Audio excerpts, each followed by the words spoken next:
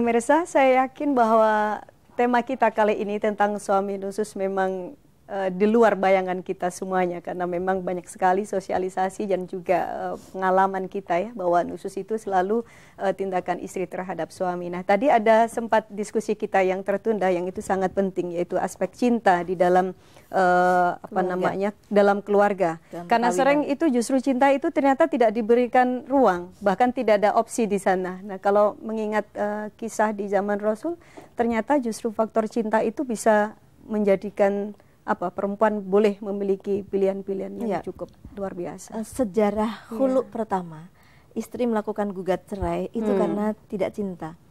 Jadi sahabat Nabi namanya Jamilah, dalam banyak riwayat disebutkan demikian.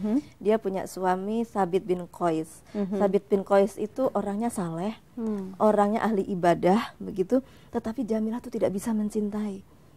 Gitu. Kemudian Jamilah ini lapor kepada Nabi, ya Rasulullah, dia jujur, aku tidak mencela suamiku dalam hal pribadinya, dalam hal ibadahnya, tapi aku nggak bisa mencintainya. Terus kemudian Nabi masih menawarkan, apa benar kamu nggak bisa mencintai gitu, coba kembali gitu, mungkin cinta bisa dibina seperti itu ya. Tetapi kemudian si Jamilah kembali bertanya, apakah ini artinya engkau memaksaku untuk berada dalam perkawinan yang aku tidak ada cinta gitu. Terus Nabi yang sangat bijaksana kemudian memberikan pilihan. Nah, kalau memang seperti itu gitu, dan suaminya sampai nangis-nangis sedih gitu, karena suaminya cinta sama istrinya begitu, tetapi istrinya nggak cinta gitu, nggak bagus juga kan, kemudian perkawinan bertepuk sebelah tangan begitu. Terus akhirnya kemudian itulah solusi sejarah pertama khulu dalam Islam, gugat cerai dalam Islam. Nah, akhirnya solusi yang diambil Nabi kan adil. Kemudian ya sudah, kalau memang seperti itu, kalian berdua ini bercerai. Akhirnya dengan berat hati kemudian sang suami kan menceraikan istrinya dengan sangat berat, dan sebagai konsep kompensasi dari rasa sedihnya suami itu, maka Nabi memerintahkan si Jamilah ini untuk mengembalikan mahar yang sudah diterima. Kembalikanlah mahar kepada suamimu karena kamu yang gugat cerai. Nah, jadi ada konteks yang demikian. Nah, konteks ini yang sebetulnya perlu kita terapkan dalam keadaan sekarang. Bukan berarti asal semua gugat cerai itu kemudian harus istri yang menanggung akibatnya. Kalau dalam cerita ini tadi kan karena memang ada kerugian yang diderita suami. Karena suami yang begitu mencintai ternyata cintanya tertolak begitu. Berempati sama suami ini. Tetapi mohon maaf, dalam peristiwa ini kan tidak ada peristiwa nusus suami terhadap istri sebenarnya. Tidak. Artinya pilihannya khulu. Artinya pilihan istri itu sampai pada tingkat yang tertinggi. Sebetulnya dalam Islam itu punya ruang.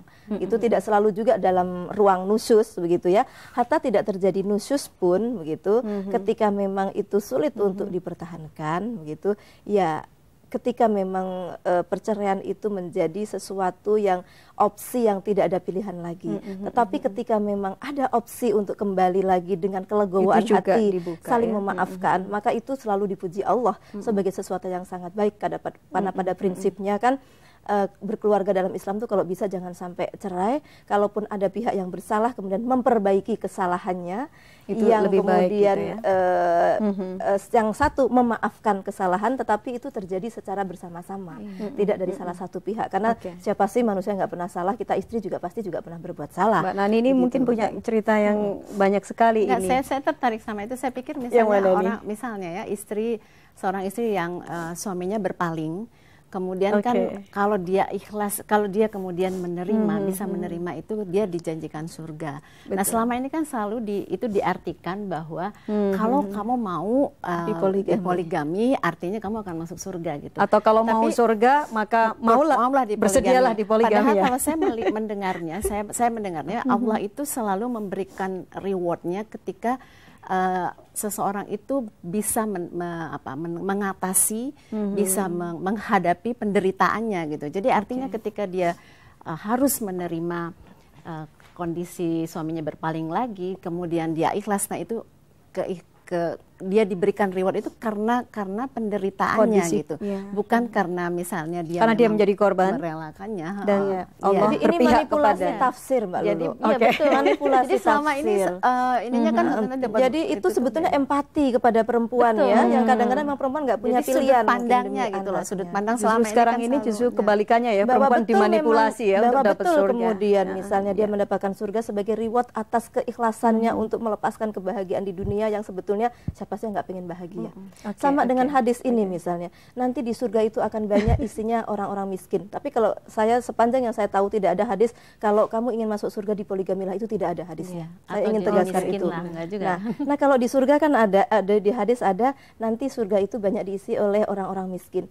Toh tidak ada kan satupun ulama kita yang mengatakan kalau kamu pengen masuk surga udah nggak usah berusaha jadi orang miskin saja. Loh, kenapa giliran poligami tidak ada hadisnya loh yang demikian, tapi kemudian ada manipulasi tafsir gitu.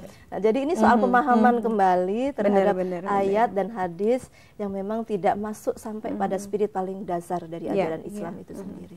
Iya, Mbak Nani, bahwa tugas pencerahan itu bukan hanya tugasnya seperti Ibu Badriah ya, yang memang lama ada di pesantren dan tahu sekali tentang ada interpretasi ajaran yang sering dimanipulasi.